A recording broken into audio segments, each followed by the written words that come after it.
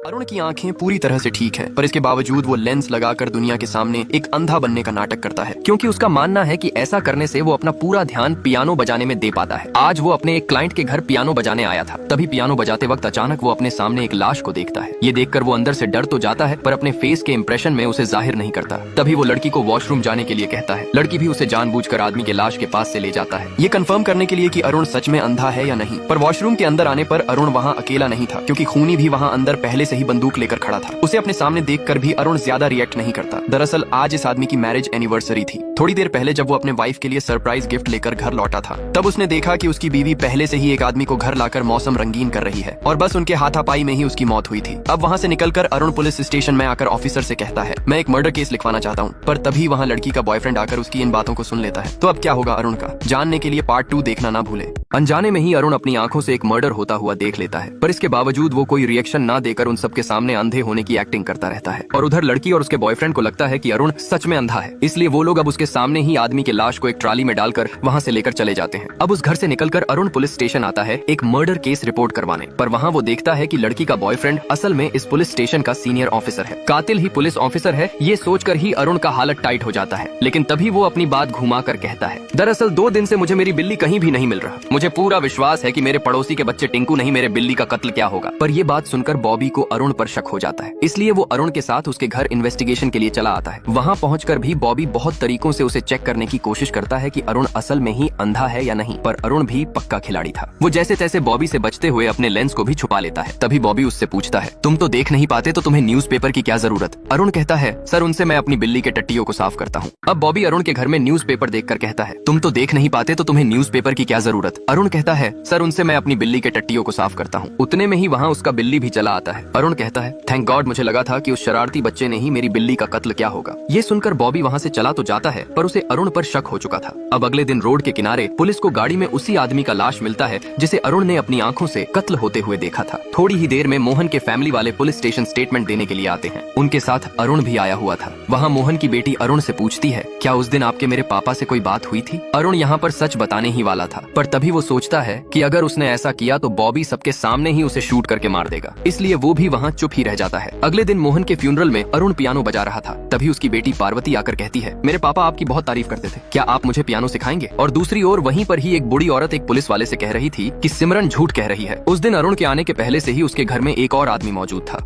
अगले दिन लिफ्ट खोलते ही अरुण देखता है सिमरन एक बूढ़ी औरत को बिल्डिंग से धकेल कर नीचे फेंक रही है। ये वही औरत थी जो पिछले दिन एक पुलिस वाले से कह रही थी कि सिमरन झूठ कह रही है, इसलिए आज सिमरन उसे सर दर्द के बहाने से बाहर बुलाकर बिल्डिंग से ही नीचे फेंक देती है। इधर अपनी आंखों के सामने दूसरा मर्डर होता हुआ देखकर अरुण के हाथ से स्टिक गिर जाता है। स्टिक की आवाज से सिमरन भी अरुण को देख लेती है। यहाँ अरुण अब भी अपना अंधा होने का नाटक जारी रखता है, पर अब कहीं न कहीं सिमरन को भी उस पर शक हो चुका था। थोड़ी ही टाइम में वहाँ पुलिस आ जाता है, पर बॉबी को पता था कि ये खून सिमरन ने ही किया है, इसलिए वो इसे एक सुसाइड केस बताकर मामले को यहीं खत्म कर देता है। अब वहाँ से आकर अरुण टेंशन भगाने के लिए जल्दी जल्दी चाय बना रहा था, पर तभी वहीं पड़ोस का शैतान बच्चा उसको ऐसा करते हुए वीडियो बना लेता है, जहाँ साफ समझ आ रहा था कि अरुण अंधा नहीं है। तभी उसके घर सिमरन चली आती है। वो अरुण के लिए प्रसाद लाया था। अब सिमरन उसे प्रसाद देने पर अरुण बिना सोचे ही उसे खा लेता है, पर ये सब तो एक बहाना था। दरअसल सिमरन यहाँ अरुण को चेक करने आई थी। कॉफी बनाते वक्त सिमरन उसके पीछे ही एक भयानक मास्क पहनकर बैठी रहती है, यहाँ तक कि वो अरुण के सामने उसके कप में जहर भी डाल देती है। अब सिमरन अरुण के सामने ही उसके कप में जहर डालने लगती है। अरुण ये सब होता हुआ देख तो रहा था, पर वो कुछ भी नहीं कर पाता। सिमरन अरुण से कॉफी पीने के लिए कहती है, पर अरुण कहता है, मैं बिस्किट लेकर आता हूँ। ये कहकर वो जानबूझकर कॉफी के कप को नीचे फेंक देता है। उतने में ही सिमरन अपने बैग से एक बंदूक निकालती है, पर बंदूक देखकर इस बार अरुण अपने आप को संभाल नहीं पाता। तभी सिमरन कहती है, चिंता मत करो, जैसे तुम सचमुच के अंधे नहीं हो वैसे ही ये बंदूक भी असली नहीं है। इतने में ही अरुण का सिर घूमने लगता है। असल में उस प्रसाद में ही कुछ नशीली पदार्थ मिली हुई थी जो सिमरन ने अरुण को खिलाई थी। अरुण पूछता है, तुमने उसमें क्या मिलाया था। ये सुनकर सिमरन हंसने लगती है। थोड़ी देर बाद अरुण की गर्लफ्रेंड सोफी उससे मिलने आती है। तभी बाहर वही बदमाश लड़का उससे कहता है, तुम मुझे 100 रुपए दो तो मैं तुम्हें एक जबरदस्त वीडियो दिखाऊंगा। पर सोफी उस बच्चे को ज्यादा भाव नहीं देती। तभी वो कहता है, ठीक है, पहले वीडियो देख लो फिर पैसे देना। अरुण का वही वीडियो देखकर सोफी गुस्से में ऊपर जाने लगती है। थोड़ी देर खटखटाने पर सिमरन दरवाजा खोलती है। वो अंदर देखती है अरुण फूल टू टल्ली होकर मजे में सोया हुआ था। सिमरन कहती है, मेरे पति के मरने के बाद मैं बहुत डिप्रेशन में थी, तब अरुण ने ही मुझे सहारा दिया।